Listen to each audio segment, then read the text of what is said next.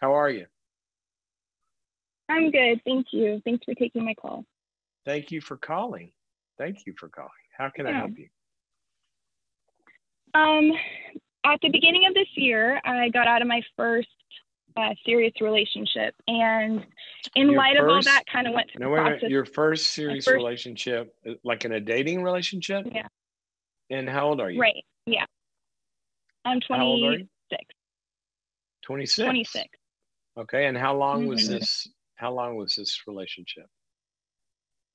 About a year.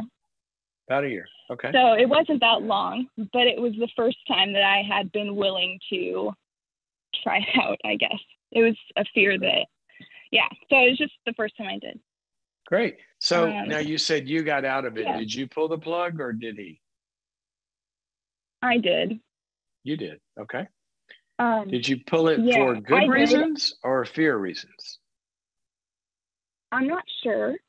I Not think sure. that some could argue both sides. And yeah, now just in reflection, I'm like, I'm not sure why I did.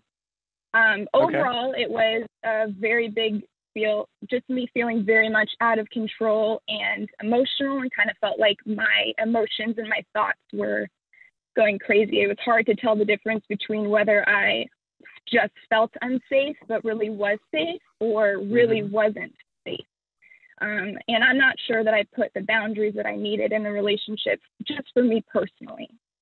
Uh, um, so what kind of things were you feeling unsafe about? Sometimes there, I'll give you a little diagnostic way to think about this. Sometimes we have feelings inside, sort of like the red light, right? That something's wrong, right? We're feeling unsafe. Sometimes that is because somebody is actually doing something that God and the Beverly Hillbillies both would agree, you know, that's hurtful. That's not good. That doesn't feel good. I don't like that. Sometimes we have that signal because somebody is doing something that we have been afraid of, like just being close to another person, like just being vulnerable, just being loved. Sometimes we can get scared of good things. So if you look at it that way, what did it feel like you were getting scared of? What was he doing that generated those feelings? There was a lot of me feeling like I needed to be someone for him. Like there was always a person that he was expecting for me to be or get to. Oh, Um, how would he communicate that? yeah. How did he give you that signal? Um, Saying things like, I wish that you were more social, or oh, like it's tough now, but I think that it will be worth it in the end. Or I wish that you would just, it was more in the vulnerable places too. I think that was hard is when I would come and like finally feel like I could express my real feelings. I was told that I at one point like that it was too much. So I What think would that be it was more of what an would be an emotional one. example? What would be an example of too much? Like were you throwing lamps at him or something? What's too No, much? no, What's too much? no. I mean, in my mind, I'm not sure. It was our first conversation of me just being hurt, and I told him that I realized that I had prioritized him a lot, and somehow he got in the middle of. I don't know. I've always wanted a relationship where God's in the center, and I told him at some point I think that I like put you in the center, and I need a little bit more from you, so that I'm not doing all the work in that. Oh, well, you know what? Everything you have said sounds like pretty normal request. You say, I'm not quite getting what I need here, and you weren't screaming at him and yelling at him. You're expressing a need. I mean, all that Mm-hmm. on face value, the way you described it sounds normal. Also, when somebody's saying, I wish you were more this, I wish you were more that, I wish you were that, that, that doesn't sound good to me. Now, there is a way sometimes in every relationship, what we want to say in a good relationship is, you know what, I would like it if you would do such and such differently, or if you do more of this. or I would like this from you, or whatever. That's fine. That's how we get closer. It's how we grow. But a statement like, just the way it sounds, like, you know, I wish you were more something and you're not. That's sort of like a you're not okay statement. That doesn't feel good to me the way you said it. I don't know if that's what he meant, but that'd be a good thing to check out. But I'm gonna just, if your question is did you do something weird by this not feeling good? From everything you've told me, you sound really making normal requests and responding normally when somebody says, it's sort of like, I've got some color hair. I guess it's kind of brown. It's like somebody saying, well, I wish you had red hair. Well, okay, what do you want me to do about that? That's not actionable. Mm-hmm. Or I wish you were 6'4", or I wish you this. And that makes me feel like, well, what the heck are you doing with me? Right? You kind of feel like, yeah. You don't want to feel that way. I mean, if everything you said is like, now this is the kind of thing, maybe if you're still in a relationship, you could check it out and say, are you saying you don't like me like I am? Because that's not something I can probably change. And you talk about it.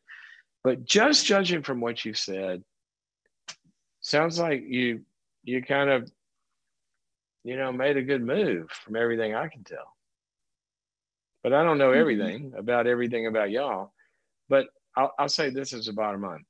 Expressing that you need this or you need that, if it's not irrational and unreasonable, like nobody ever needs from anybody, which it didn't sound like, you just need a little more from him. And he says that's too much, or you're hurt by something and that's too much just to talk about it. It doesn't sound weird to me. It was, I'm too much. Well, that's what I said. If you're throwing lamps at him, maybe. but if you're just having a conversation, that doesn't seem overwhelming to me. I mean, were you clingy? You wouldn't let him ever go home? You got to be by your side all the time. Don't spend time with your friends. Were you possessive and smothering? I don't think so. Were you?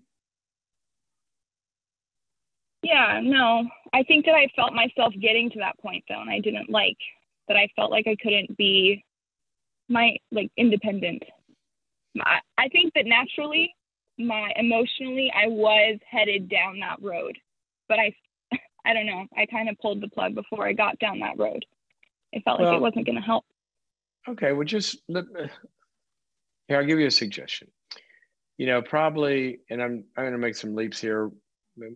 Might not be right, but sometimes when first serious relationship, you've never kind of been there before, there might be a lot of pent up sort of needs, and they've never come out, and they're going to feel overwhelming to you, and they may be more than somebody is used to. But I would encourage you to next time as that happens, just let them be, right? And just name them and say, gosh, I'm really feeling like so needy right now. And maybe you have a counselor to talk to about that you can take those to and process them and you talk about them in the relationship, and you just ask them, so, I don't want to overwhelm you. I feel like I could sit here like a puppy 24 hours a day and never let you go. But tell me if that starts to feel weird, and you talk about it. I don't want you to be so afraid of it that you withdraw from moving forward in relationships. I want you to be aware of it and process it when it happens. Okay? Okay, thanks. Does that help? Yes, it does. Thank you. Okay. Call me back when you meet the next one, and we'll try to figure out if this is a safe person or not. Okay? Thanks for your call. Yeah, sounds good. Yeah. Oh my gosh, how much fun is the world of dating? I love our dating calls. I love our dating calls. They get to figure out, it's kind of like shopping, right?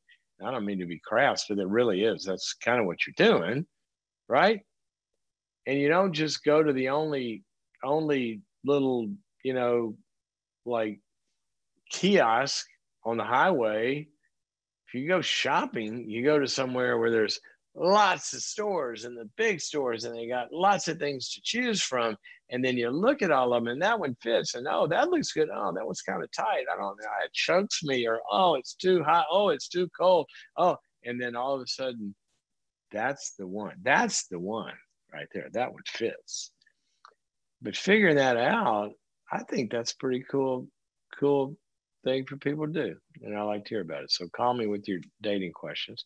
It can be painful, but sometimes growth in life is painful. So, and we'll help you with it. 844-940-2774 is the number to get on the air. I want you to, if you enjoy the program, please share it with your friends. You might know somebody that can relate to something we talk about here. So share the link.